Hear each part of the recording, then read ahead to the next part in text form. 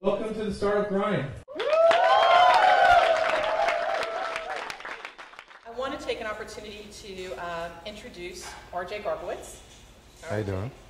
So RJ is the CEO of Webtalk and Social CPA. He's a serial entrepreneur. You're on your 4th or 5th venture here now, right? Yes. Technically 5, but 4 real ones. What we want to talk about? What? Okay. 4 I want to talk about. Yeah.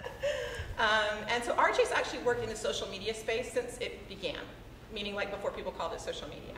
So he's pretty experienced in that arena. He'll talk a little bit about, his companies and what he's done and his experience there before. He's also, everybody should note that has a lot of philanthropic efforts, so RJ actually does give back to the community, both of his time and of his money, which I think is important to note. So please give a warm welcome to RJ Garbowicz.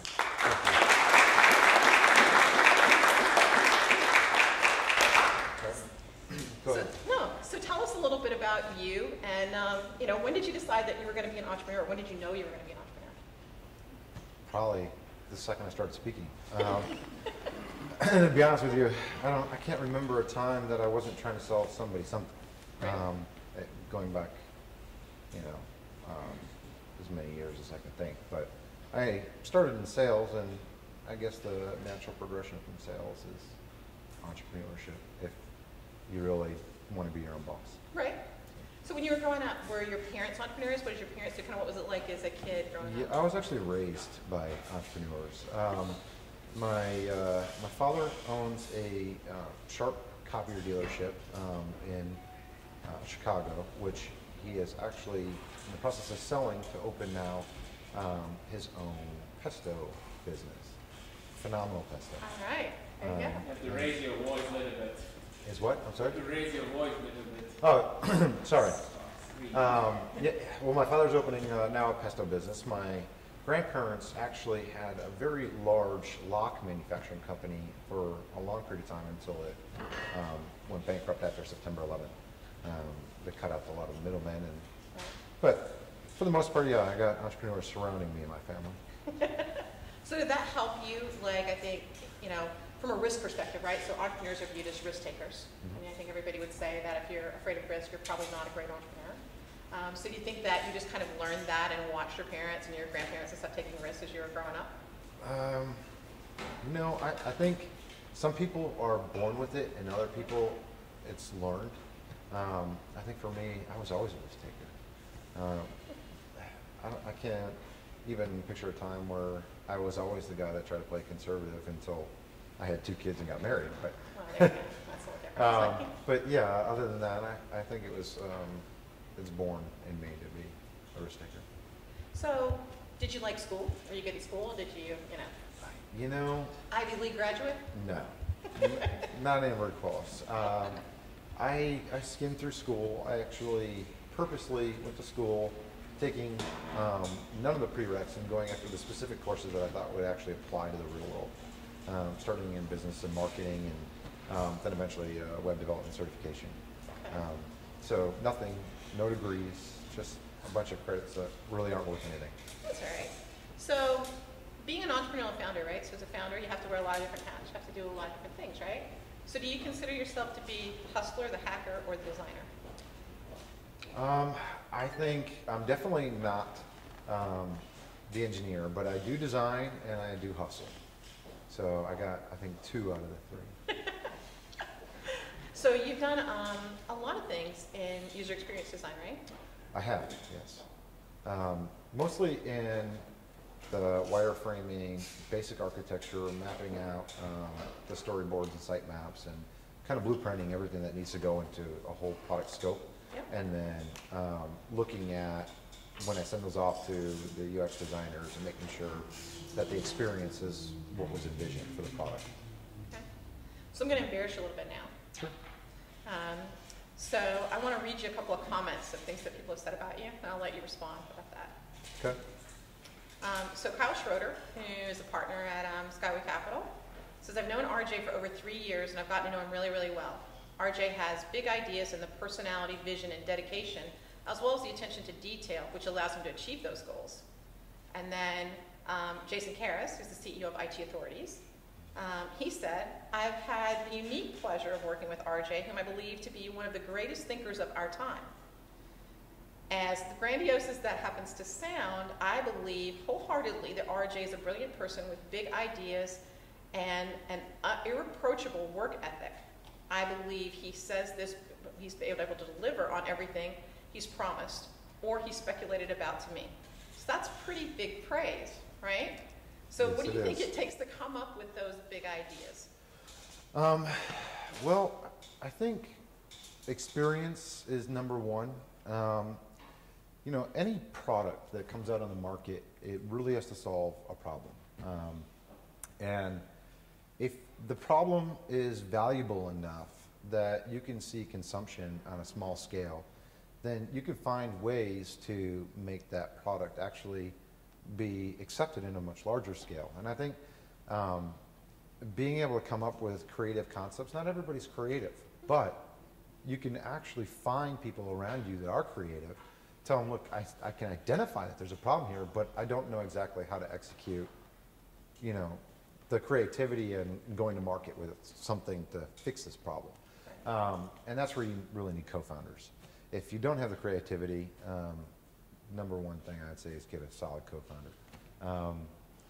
Otherwise, you know, you need the opposite spectrum for a co-founder. Right. So that's an interesting point. So in creating teams that you've built in the companies that you've had so far, right?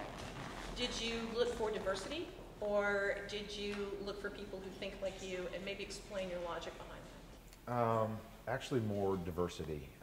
I think culture in itself is diversity. You bring a lot of people that are like you, you're going to end up with more arguments, I think, than things getting done. Right. Diversity allows people to have their input from all different angles and be able to collaborate in the sense that you know that person has something else to offer that thinks in a different way that you don't. And that's, I think, the most powerful part of putting together a management team. So how do you create that plan? Right? So you've got the big idea, right? Mm-hmm. And you go out and you find these other people. So let's say we go find 3 other co-founders that are geniuses that shore up the areas where each other are weak, right? Mm-hmm. How do you now take those people, who are obviously all have really strong personalities, put them together and build out that plan and actually execute it against it without killing each other in the process? Well, after years of going through businesses, I've actually come to find that the most successful products are the ones that you get on the grind yourself with. And you invest your own time and your own money as much as you can to get yourself, whatever your concept is, whether it's a prototype, whether it's a storyboard if you're doing an online product, but get something that you can show. And if you can show this to a certain number of potential customers first, just a basic core, I mean, it doesn't even have to be anything extravagant, but show a fundamental core product of even chicken scratch and say, hey, do you think you'd use this? Would it be something valuable to you if it had these functionalities or it did this or did that, right? And if you can get some customer feedback, then you know it's worth spending a little bit more money to get it a little bit more design and architecture done. Once you have that, it's a lot easier to really get the talent that you're looking to acquire and potential funding because you have a concept it shows that you took some time to plan it out, got some feedback, you're able to attract talent based on a concept, and if you can attract funding, that means you're obviously going to be able to attract customers down the road too. So it's full spectrum. If you can't sell an investor or a potential partner on the concept, you're never going to sell customers. So you got to be selling somebody, and I think that's the core fundamentals of building products. So do you think it's hard to convince, it's interesting because I'm thinking about issues I've had too in the past, right? Mm-hmm. To articulate that first idea that you have to someone who would potentially be your founder, right? Because you're primarily as we discussed, right? So you're primarily the hustler and the designer, right? So you need the hacker component, you need the guy who's writing code in the background. And I think sometimes it's challenging from the person who has the vision, right, to get that across to that genius guy, right, who writes code. I would argue I have some CTOs who are geniuses that work with me. But getting that concept of this in your head right across to them. So how do you actually do that effectively? Well, that's where the design really helps. If it's already designed out and you've spent time either designing yourself, you're a designer, or hiring a designer, and you can go freelance and find somebody who can do that, or get a co-founder or designer. But before you go and get an engineer, that's the first thing, is express your ideas, I think, to someone who can actually help you design the product, whether you're going to pay them or give them equity. That would be your first stage no matter what, because everything else falls into play. You can hire engineers based on a scope of product design. They can go in and see exactly what needs to be done and say, okay, let's get an MVP. What are the core functions? Let's prioritize it and push that product out to market. So I think those are the essential things that I would do for any startup, is start in identifying your scope of work. Okay. So you've had some successes, right? So You've had some pivots. And you've had some things that didn't work out all that well, right? that's correct. So let's talk. I'm gonna go from. We're gonna go backwards, right? So talk about your first venture, Sarasota Builders, right? So didn't really turn out the way you planned initially, and you want to talk a little bit about how you did that and why? Sure. Well, my previous company before that introduced me to the internet. I ended up starting an independent sales office for First Data, and part of selling credit card machines and bank card processing was giving away website templates that had shopping carts. Right. So I was going through web developers back then. I mean, you're talking 12 years ago. Right. That really had, probably very little experience, because it was such a new thing. New. Yeah, Right. it was such a new thing. And I had no idea how to manage these guys and tell if they were doing the right thing unless it didn't work. And by that point, you're like, oh, Right. But that was my introduction. So after, I ended up selling the book of business in that company, and coming down to Florida, actually on vacation, just never left. But while I was out and about, I met a guy who owned a real estate company, and this is during the real estate. There's a few of those in Florida. Oh yeah, quite a few. And during the real estate boom, he was doing extremely well, and he's like, "Look, I know you got a little bit of web experience, but that's and I just met him, to be honest, at a bar, which is probably not the best place to be a partner, but Never know. but you got, I mean, if you're there in the middle of the day, and driving a Mercedes, I figure you're doing pretty well. But anyway, so the relationship ended up maturing. He's like, I need you to set up a sales office for selling advertising on these online home builder magazines that I plan to create. And I'm going to fund all this. So that's how I ended up getting my first venture. He made me a co-founder and vice president of the company, and my first goal was just to get sales. So I think the experience, the best part of that I learned was, don't really go for markets that are that unstable, first off, and spend all that time and money, and then don't pick partners that you met in a bar. So, two things I learned, and I'll leave it at that, because that company, 8 months later, went like this and like this. So. A lot of that was probably due to the market, though, too. So there was, good and bad things, right? Yeah, there was compounding things, but yeah. All right. So after this, right, you went on to form another company, right? So Sarasota Nights, which then became YourNight, right? It did. Yep. And then, did you base that partially on the Sky City concept, right? You like that? Well, Sarasota Nights was sort of as like a nightlife promotions company. Uh-huh. And it actually did very well getting out and getting advertising revenue, flat rate, fixed rate banner ads, and promotional nights where we drove traffic to a particular bar or club and made some money there. Sure. Expanded into St. Pete, had spnights.com, went into Tampa, had tbnights.com, and then eventually did the worst mistake I ever could make. Took a profitable business, took all the money, invested into what I thought was going to be the next MySpace. Wanted to do a Metro Mix meets MySpace. Right. Bring nightlife into a social network and surround everything around events. Thought it was a, you know, multi-million-dollar idea. Took all the profits from my profitable company, put in this one, and then when it was ready to go, I redirected all my traffic too. And yeah, so probably a bad move. So which it was. But that site, needless to say, had a lot of traffic hit in the first few weeks. Sure. Really no monetization. I lost a lot of my monetization because, you know, I couldn't really convince the advertisers to go on something that was national and try to, you know, have more targeting advertising when they couldn't really see the numbers being consistent. So they wanted to see numbers be consistent before they would keep putting money in every month, which didn't end up happening.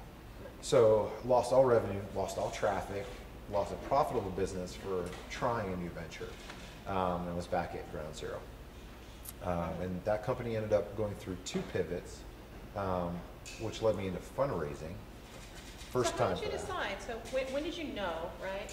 What were the indicating factors when you knew it was time to pivot? Because you had a profitable business, right? Mm-hmm. And you shifted some money around, right? And then it wasn't necessarily so profitable anymore. So how did you make those decisions? Well, I had already spent a lot of money invested into building out the social network because, you know, this was 2005 when a lot of the technology wasn't there. It just didn't exist. Right. And there wasn't out-of-the-box social networks. There wasn't a standardized process. So at that point, I'm like, look, I'm pretty invested, so we need to figure out a way to make this work. Obviously, this model wasn't attractive enough. And I already gave up that other model. And that's always kind of a plan B. If things don't go the way I want it this way, we'll go back the other way. But it's like, we gotta make a change. So I did. I ended up making a pivot and turning into a dating site. Okay. And those are pretty popular then. Yeah, they were. They were growing, but there were some competitive ones. So the traffic was kind of teeter-tottering. And then I did another pivot. We did a different marketing tactic, and it exploded. Revenues went off the charts. We basically relaunched the product, and in December of 2009 till August of 2010, that company in that short period of time went from pretty much 0 daily usage to over 150,000 users and almost $100,000 a month in revenue. That's pretty good. Took some time and took a lot more investments, but it finally got there. And Can you share what the marketing plan was that you did? How you sure. turn that around? Affiliate marketing probably is the most predominant online right now. You got affiliate networks like Commission Junction, ClickBooth, Media Trust, that all do commission-based advertising. We took it to a whole other level and offered basically a home-based business opportunity behind selling dating subscriptions. I've never heard of that one before. That's pretty good. Yep. So for $10 a month, we were competing with like Match.com and all that. But we said, hey, you know what? If you invite all your friends and all your single friends that buy subscriptions, we'll give you a commission, residual every month whenever they pay the bill, and kind of like how Bright House now and satellite companies like refer a friend, you get $10 off your bill, and they get $10 off theirs. Same principle concept. So our user base started driving more users and more revenue, and eventually people obviously were getting their subscription for free. We're giving them 10% and 10 referrals. So you actually created a viral dating site. Yes, we created a viral dating site and actually sold it off when we were selling ourselves pretty much broke at that point. We were paying out half of our revenue in commissions and brokers and affiliates, and the company was growing so fast from hosting, which was a lot more expensive than it is today. Sure. Exactly. We had a purchase offer instead of funding. We went out looking for funding, and we had no other offer. So You mean you actually grew the company with revenue? Yeah. What a crazy concept. We had a company with revenue. We were profitable by the skin of our teeth. I mean, we were breaking even. I wouldn't say profitable. We're not looking for funding. Didn't find it, but we found an acquisition offer. So took it. That's okay. That's good. and that's what led me onto the current venture. All right. So out of that, right, so you pivoted twice in one company, right? Yep. So what did you learn from your experience with Sarasota Nights, right, and YourNight, that you've now applied to your current venture? A lot. User experience, you would not believe the amount of feedback you get when you ask for it. So when you have 150,000 people using your site and you submit out an email saying, look, we want to improve your experience, we want to bring you better features and designs, and just, if you could, take a moment out to give us some feedback. We were just slammed, inundated. I mean, I was literally spending my time as a customer service person like 8 hours, 10 hours out of the day while running the business for 16 hours of the day. So Right.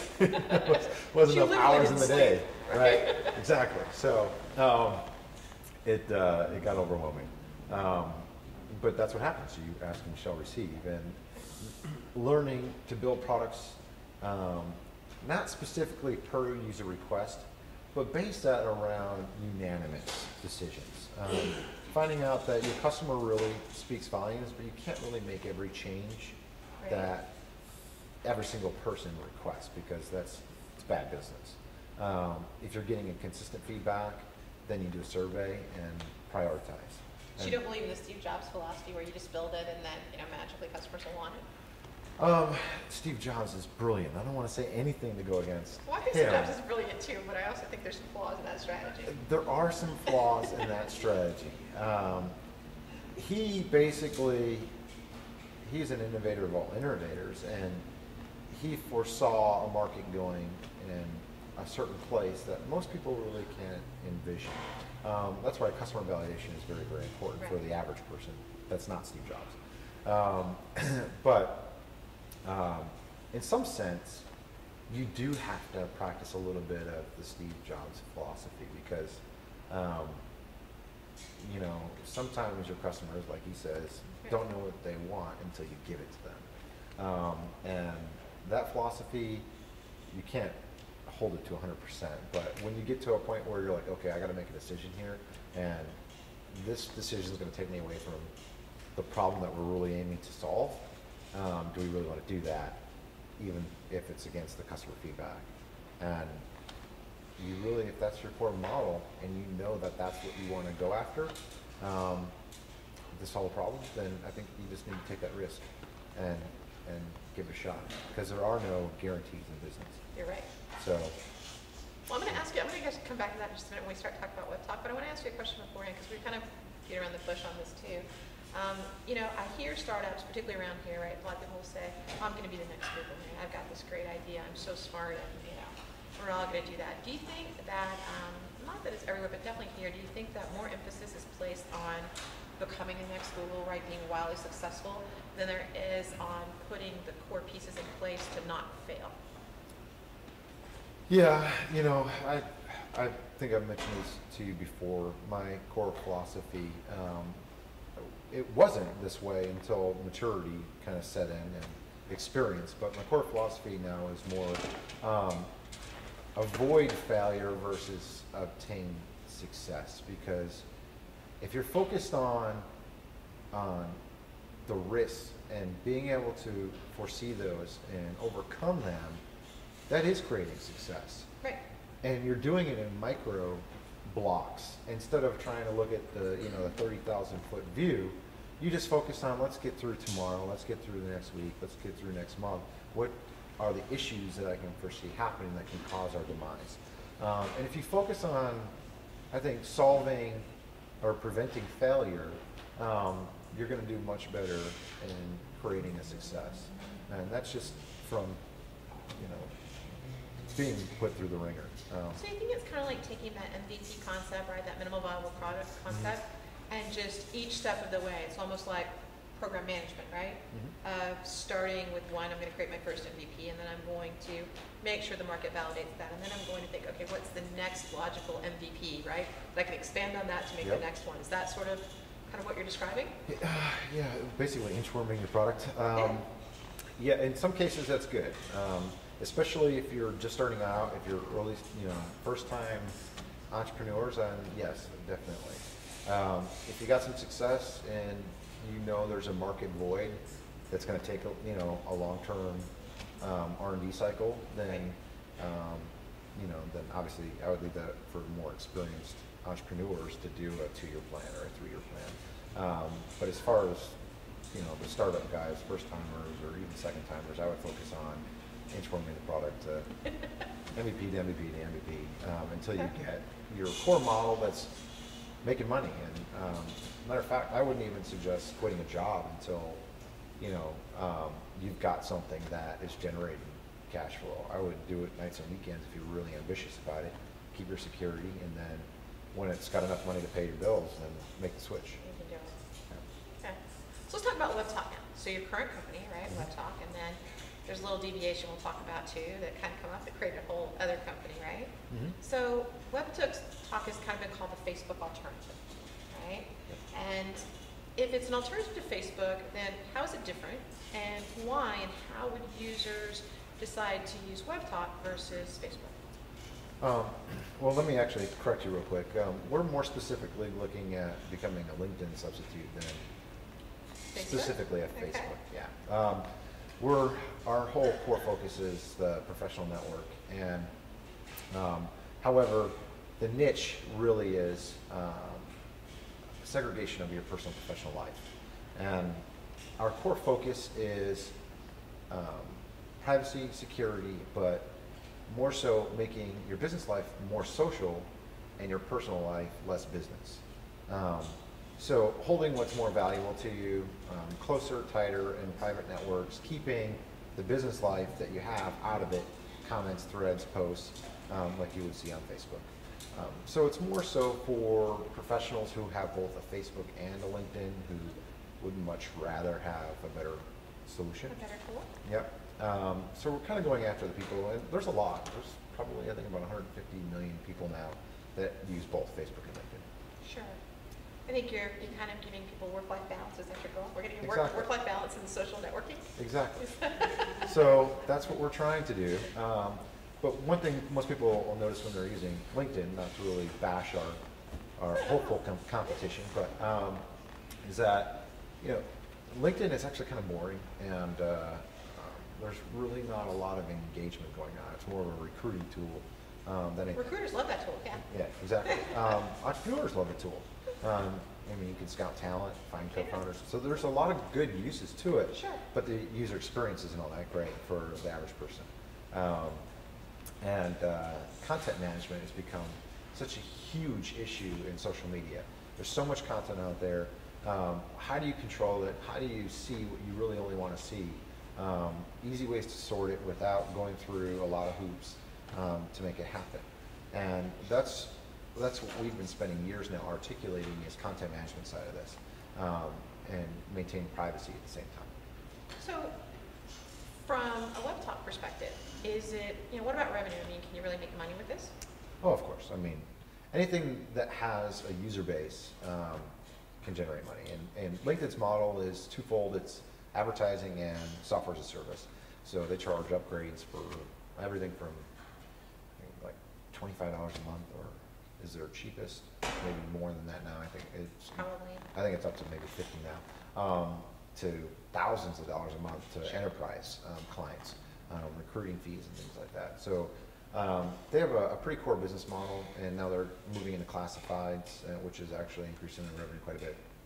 So we're going to be focusing in a lot of the same fields, but our concept for marketing is, once again, it's a little different after we saw the success of the last company. Right. And that's to help bring in revenues from literally day one versus, day 10,000 like LinkedIn. So who wasn't profitable until, a year and a half ago. Yeah, they were there for a long time with yeah. profitability. Exactly. A lot of venture capital into that. A lot of venture capital, almost $1 billion to be precise. But yeah, so a lot of money went into keeping that company growing. Sure. Without revenues. And same thing with Facebook. They raised $2.5 billion Right. Before they even turned profit. Right. People were really happy the other day. I had $27, by the way. Oh yeah. LinkedIn's doing pretty good too. LinkedIn's doing pretty good too. You're right. You're right. But yeah. So you have Webtalk, but there's another company too, right? So Social CPA. So talk about, so it's interesting from a revenue perspective, right? Talk about how the two of them are linked, and tell us a little bit about why that's special, because I think it is a little bit different than what anybody else is doing out there. Sure. Well, I won't go into all of our secret sauce. It's okay, you don't have to tell the secret sauce, you can just explain what you do. Because even though we have something up there right now, that's really not what the product is going to be here in a few months. But the second product is actually still a Webtalk product. It's just a corresponding product. It's a CPA affiliate network, like Commission Junction, that we've been building out. So maybe some people don't know what CPA is. You might want to tell people in the room who might not understand what CPA is. If you don't know the online advertising industry, there's three forms of online advertising: cost per click, cost per impression, or cost per acquisition, which is commission-based advertising. Instead of paying per click or every time an ad's shown, you pay a commission when an ad's clicked and the user goes to the advertiser's site and makes a purchase. Advertiser then kicks back a commission to the ad broker, and then the publisher gets some money on the other side. So that's CPA. A lot of money in the industry. Commission Junction is the largest out there, CJ.com. They produce, I think their last numbers were, I think, 700 million. So it's a big company. Yeah, so they're pretty big.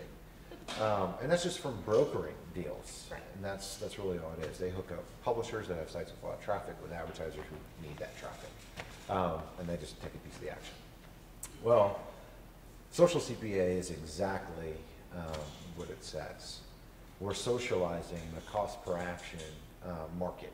And we're taking the ad brokerage, which right now is limited to publishers that have to go through a screening process. So like you have to be vetted with Commission Junction. They have to go and look at your website, make sure that you're not a mature site or a scam site or something like that. Sure. So they vet you, but they also vet your traffic. You have to have certain amounts of traffic for certain sites, and otherwise you can't become a publisher. So we're bringing in a way to be able to open up the affiliate market to everybody and bring social into online advertising to where anybody can make money online from their daily social activities. Simplicity without selling a single thing. So that's the power behind the product that we're putting into play, and it overlays on our social network.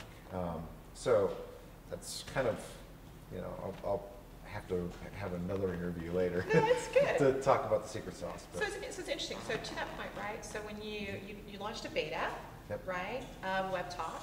So talk a little bit about that and what happened with the traffic and kind of how you handled that. It actually was our alpha. Yeah. So we did an alpha, and alpha was a little intense. We spent 2 years designing the product, a pretty massive product, which is actually live now. You can go take a look at it. And launched it on New Year's, sent out a blast to a couple hundred people on New Year's Eve, believe it or not. Within 2 weeks, we had over 80,000 site visitors and put over $30,000 on our books, and then the site went. It was, after a week, it was already like showing progressions that I was going to do that. Like it was bottlenecking, and then finally so we got our POC, which was great. I was hoping that it would hold out a little longer before it crashed, other than 2 weeks, but it was still great. I was also not expecting that kind of turnout for 2 weeks. I mean, that's a pretty big ROI. I mean, think about it. And you sent it out on not the most popular day to send out emails either. Yep. New Year's Eve is not really the prime time that we It's want to not. invite people in. No. They have other activities going on, and then to get that kind of turnout, I mean, that's a pretty huge. If you think about who you send it to and driving that much traffic, that's kind of out there. So, did you get a lot of feedback from those people? What happened when the site fell over? Yeah, I mean, there's a lot of recourse that happens with that. I mean, people get upset, but I mean, we made it known, like in our help desk, like, hey, this is alpha testing, so please Sure. submit tickets, help us find the bugs, patience if something's not working, kind of thing. And we really weren't expecting that kind of core turnout on a testing product. Right. but it really gave us a ton of usability feedback with everything from A/B to load, and looking at viable options now for scale, now that we know what's going to happen with the next release. Sure. But also design too, because design, we tried to keep it very, very basic. And the design was done 2 years ago, so the design is already outdated. Which is crazy to think about. And so the next release is getting a whole new user interface, and it's getting mobile apps and a lot of cool stuff. But all that's based on the premise of, the user experience from the initial launch. So the site fell over, so we talked, and you were telling me some of the challenges you ran into, right? Mm-hmm. What did it teach you from a development perspective, right? So talk a little bit about how you developed the first alpha version, right? And then what you're doing now and the why behind that. Well, I guess the first alpha version really was coming out of my own pocket. Mm-hmm. So I took the money from the last sale, and it was kind of my first free and clear money that I had in a while. So I spent a little bit on myself. Good for you.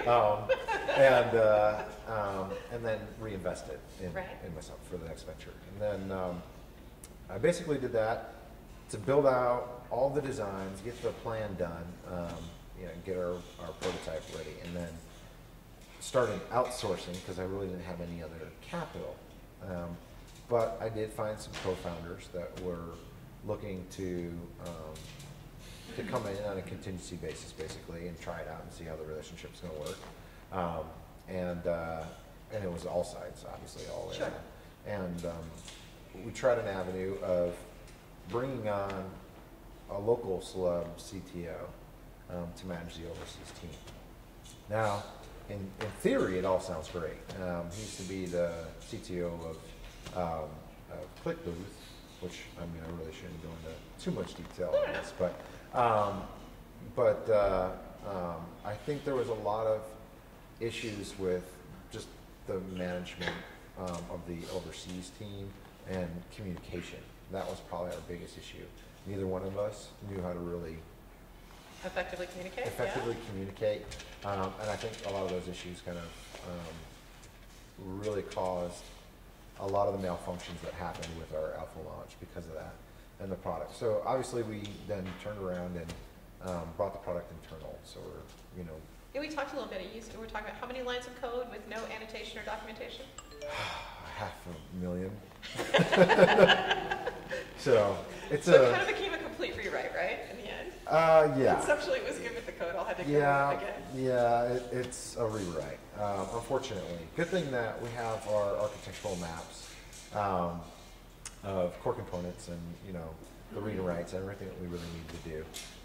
That just wasn't executed on go one. Long and the short is there's a new team in place that's definitely showing very strong holds on the technology side, and we're using much more modular technology too, because technology that we used 2 years ago is already outdated. Outdated as well, right? Yeah. So it would have been due for a rewrite regardless because of the way technology is moving. So if you were doing it again, right? If you were starting over again, would you do it differently, or do you think there was real value in the lessons you've learned by doing this that you'll use going forward? Truth be told, we had an angel that ended up getting in with us after we already made that decision. Okay. And we kind of were locked into that decision. And we got the angel funding that kept going all the way through development over 18-month span of development. And if I would have known, first of all, that we were going to have an angel that had the resources to do what he did, that's a totally different, it's like saying, all right, if you have this much money, these are your options kind of thing. So with the options that we had available to us, really we tried to make the best choice with the funding. But my next go around with having some experience, I think I would say I would get that angel to front all that money up front over 18 months and then make a development decision based on that money, because I think it was, some choices were made based on budget early on that we got stuck with. And that's the only thing I think I would try to do differently next time. I think we all learn things every time, right? Every time we do a new venture, and as those ventures mature, we learn a lot of different things. What's your biggest takeaway kind of from that point to where you are now, from what you've done at Webtalk? If you had to pick like 3 things that you think were just, a really, really big deal that you've learned over what's been 2.5 years, right, almost? Oh yeah, I'm going on 3 in December. Yeah. So the big things that I've learned so far with Webtalk. Yeah. I learned that I'm a bigger risk taker than I ever thought I was. Because I'll tell you, and I'll give everybody excuse my language, but I don't know if I was just out of my mind at the time or what, but at the beginning, I'm like, all right, I got $100 grand, and this is $1 million project. So, Someone might say you were on drugs at the time. That's okay. Exactly. I'm like, I'm going for it. So, and I knew from experience, this is $1 million project. It's a 2-year project. Sure. I got 10% down. Figure it out. I'll right? figure it out. That was ballsy. So it was a big project, and to only go into it with $100 grand, it was, and that was pretty much, after I already spent the rest of the money, that was all I had left. So that was putting everything on the line.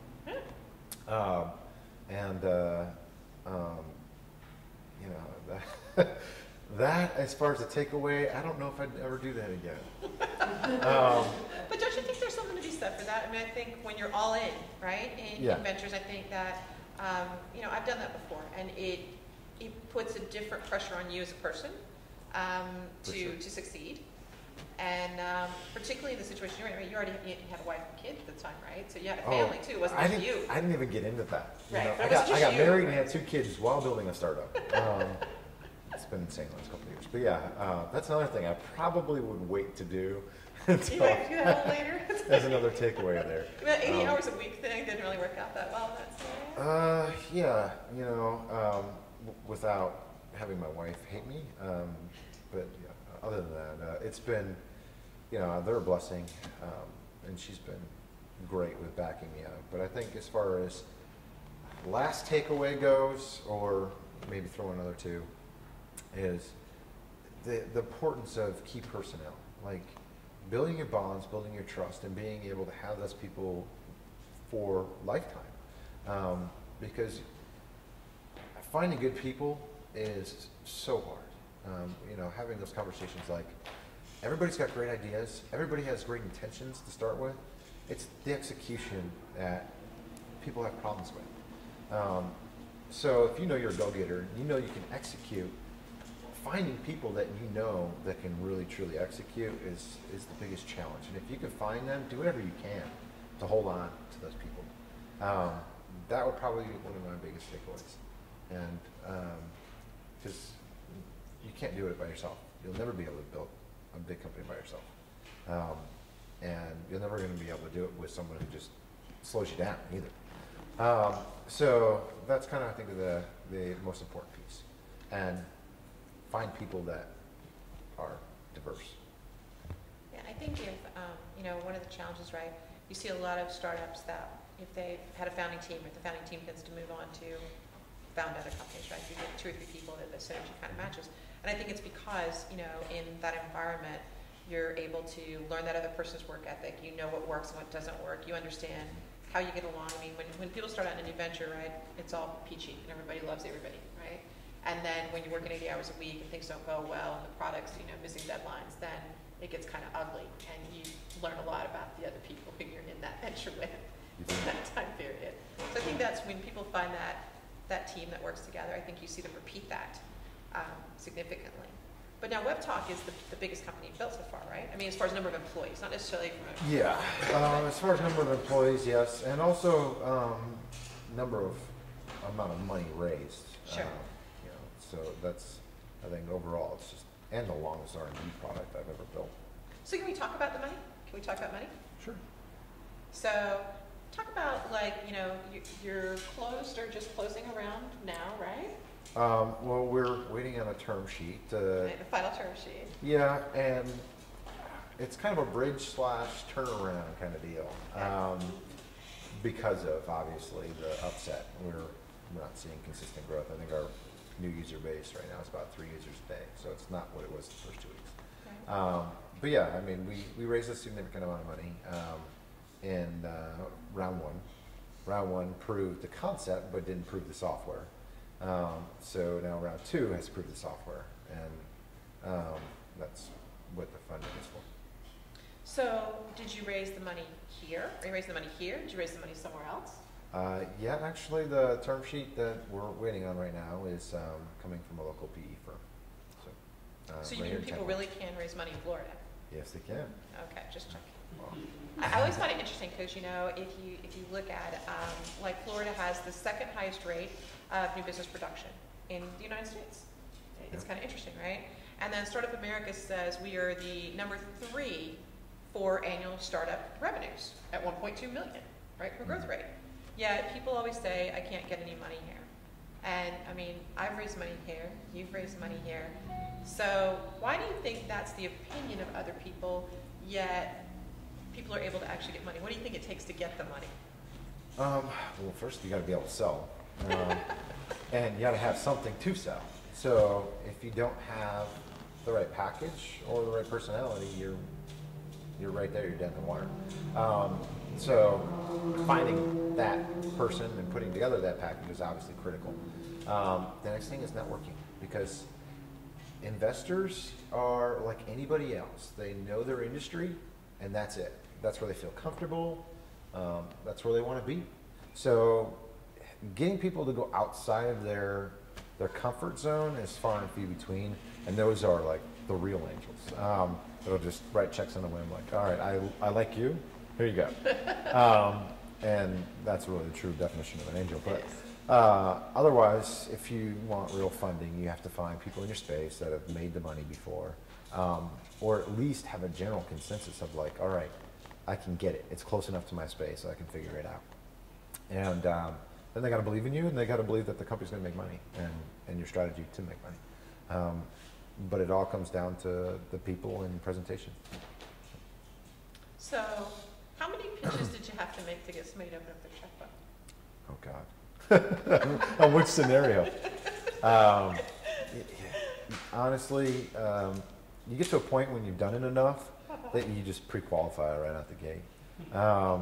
You don't waste any time. Like, hey, do you do internet investing? Yeah. All right. What sector? Do you have a particular sector? What kind of rounds do you do? All right. Well, I got an investment opportunity, and I'd like to talk to you about it. That's it. Are you interested in meeting with me to at least hear it out? Yes or no? All right. Great. Thanks for your time, or I'll see you tomorrow. So that's pretty much it. You get to the point where you don't beat around the bush. And I think most savvy investors and entrepreneurs that have the money to invest, they appreciate that anyway. Like, what are you trying to sell me? If you're upfront about it, they're like, okay, tell me more, or no, I'm not interested. So as you go forward with Webtalk, right? You're reworking, you're kind of getting all your ducks in a row to actually go out and launch your beta and move forward. What kind of metrics are you going to look for to make sure, that you're on track? Revenue. No. Yeah, I would say that's number one. Social media, a lot of businesses out there you'll see are really, really focused on just getting the users. And I think that the market's more competitive now. Users are a lot more savvy than they used to be. With the exception of like the younger demographic jumping off of Facebook to Instagram, things like that, where you jump into high school and they go with trends and they want to be away from their parents. Stuff like that will work still in the viral capacity, I think, and just gaining the user base and going after an acquisition as an exit. Something in our scenario where we're up against, big VC-backed companies that spent gourds of money on marketing and advertising and strategies to get people in the door before it finally hit its critical mass and got the user base. I really don't want to be in that market. I don't want to be in the VC market. I like, private equity funding, small rounds, angel funding, great, but becoming corporate before you're an IPO Right. really is not attractive. So coming up with a revenue model that works from the very beginning, I think, is critical to the success of any startup that doesn't have that kind of user acquisition model. That's primarily what our focus is using commission-based marketing and driving revenue. Okay.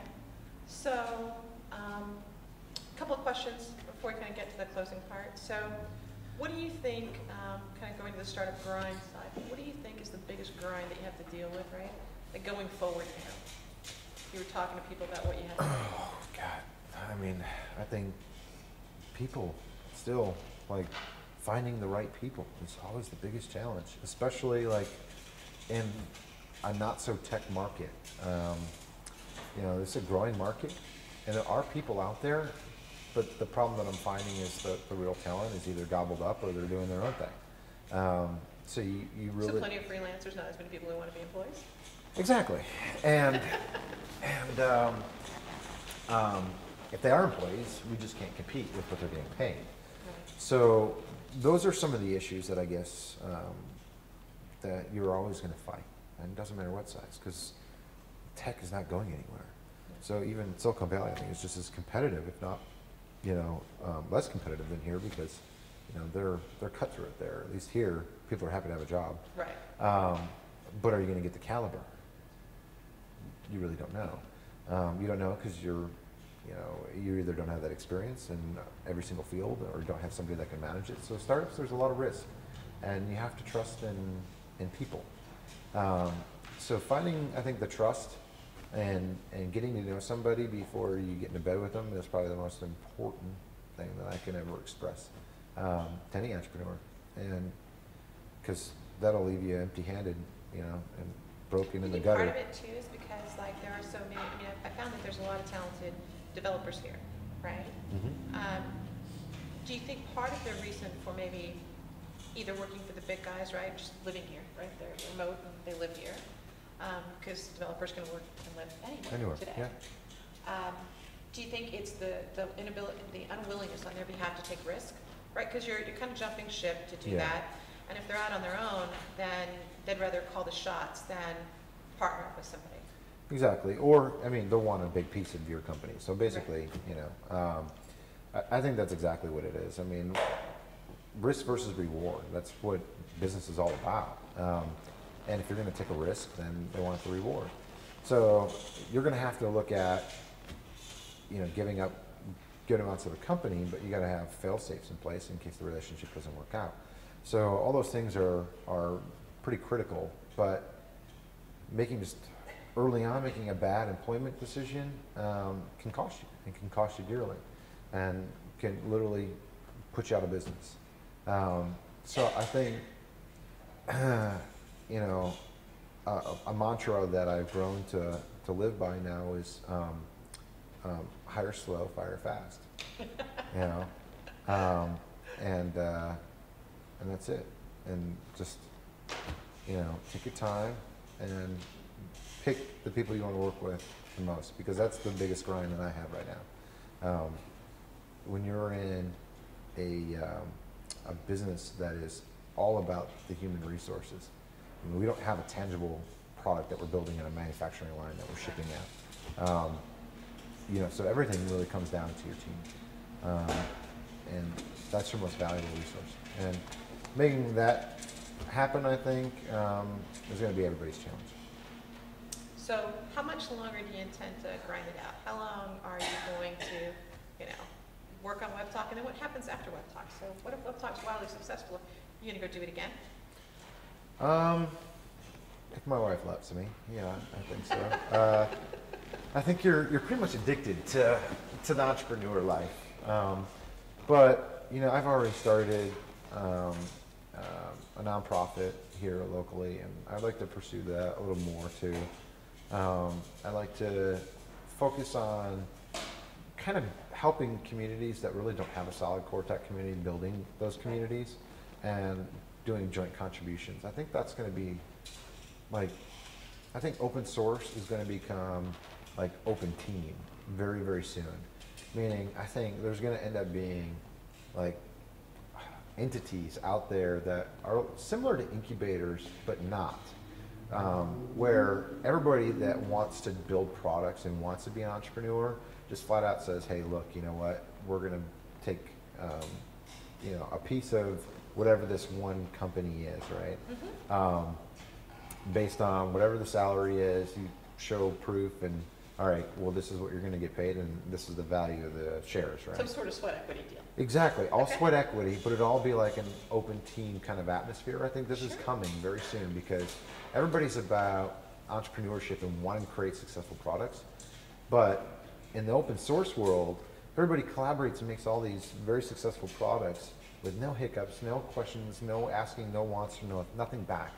Well, at the end of the day, I think when you create these open teams, people can just submit like, all right, here's my hours that I actually put in, and you're going to be on an honor system basically, and it'll be a for-profit company, but you just turn around when you sell a company and say, okay, let's make whatever people's investments are, everybody gets whole. Yeah, gets whole and gets their percentage of whatever their invoices are. And I got a solid feeling that's coming in the next few years, that's going to become a powerful play in the startup world. And the only reason why I think this is because the risk. People don't want to leave their jobs. Sure. So they can do this at nights and weekends and create these like micro kind of like self-managed incubators. Sure. Where everybody contributes. Well, it's also like, right, too, if your concept's right, Mm-hmm. then you think about people who are in co-work space or guys that are freelancers, right? Mm-hmm. So I'm a freelancer, I'm in between projects, or I've got free time, maybe the project I'm doing only takes me 30 hours a week, so I've got another 20 hours or 30 hours a week that I could work, right? So this is a way for me to build my pension plan, because none of us are going to see that, right? In the entrepreneurial world, there's no such thing as a pension plan. So this is my option to make an investment that doesn't really cost me money. I'm putting my time in, and if it pays off big, then I win big. Exactly. Without having to deal with a lot of the people. Yeah, you don't have the bureaucracy. Exactly. So I think as long as there's some type of basic legal structure that's in place saying this is what the contributions are, if we have to do an audit and you're padding the invoices, then there's going to be issues. You'll be booted, right? But other than having some basic principles of having, morals, I guess, and abiding by an honor system, I think everybody will be able to do well. Because if you do this, it's not just one. Because you can do passion projects, and everybody can throw up a project and collaborate. And it's part of the open source community, because they'll release the code, but you can also make it as for-profit as part of the license. So the core product anyway, functions. And then have all that as one conglomerate, kind of like, Google's got 20 million products out there right now. And if one hits, then it makes all the rest, Exactly. So I think something like that is going to be very powerful to helping communities and people in the engineering space. I think it's pretty cool. It's interesting because I think that we're fortunate, right, in the startup world of having collaboration be the norm, right? There's very few industries that have that, but in the tech community, it's like somebody will come up to you and say, "Oh, I've got this idea." You'll spend 30 minutes with them, kind of going through that. Like when we were at Startup Weekend recently, right? Mm-hmm. And like you and I were circulating to like 10 different teams, and like, yeah, that's a good idea, no, that's a bad idea. And I think it's inherent in our community, and it's one of the few industries that's like that, where people are willing to give freely of their knowledge and their time. I think so too, and I think it's just because there's something really fun and cool about tech, and the fact that the everyday person can manufacture something and bring it to the world is empowering. It's extremely empowering because not everybody can build an iPhone and be able to sell it in retail stores, but everybody just by going to like treehouse.com can learn how to code and be a coder within 2 weeks on some basic principle CMS systems. But yeah, so I think that this ecosystem is definitely it's got a lot of great things about it, and I think it's only beginning. Well, so in closing, right? Mm-hmm. What do you think, if you were giving information to the people who are here, who are the would-be founders, what would be your best advice to someone who is starting a tech company today? Best advice. Are we talking first time? You tell me. What do you think is important? I think that live in like the now.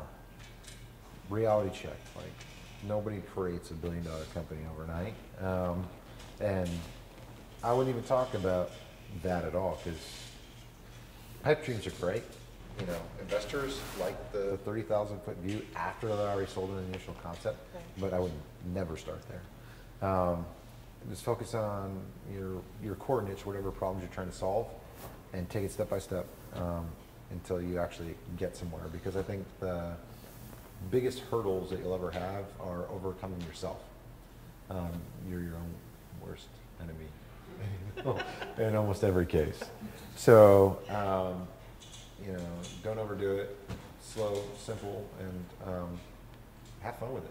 And just enjoy whatever it is you're doing, because otherwise you'll never make money. All right, so we're just going to kind of close now, and I really appreciate everybody coming. I want to thank the sponsors again, so, you know, to thank the Oxford Exchange for allowing us to use the facility, and Hillsborough County for helping us out, and Applied G2, and give RJ a round of applause for hanging out with us.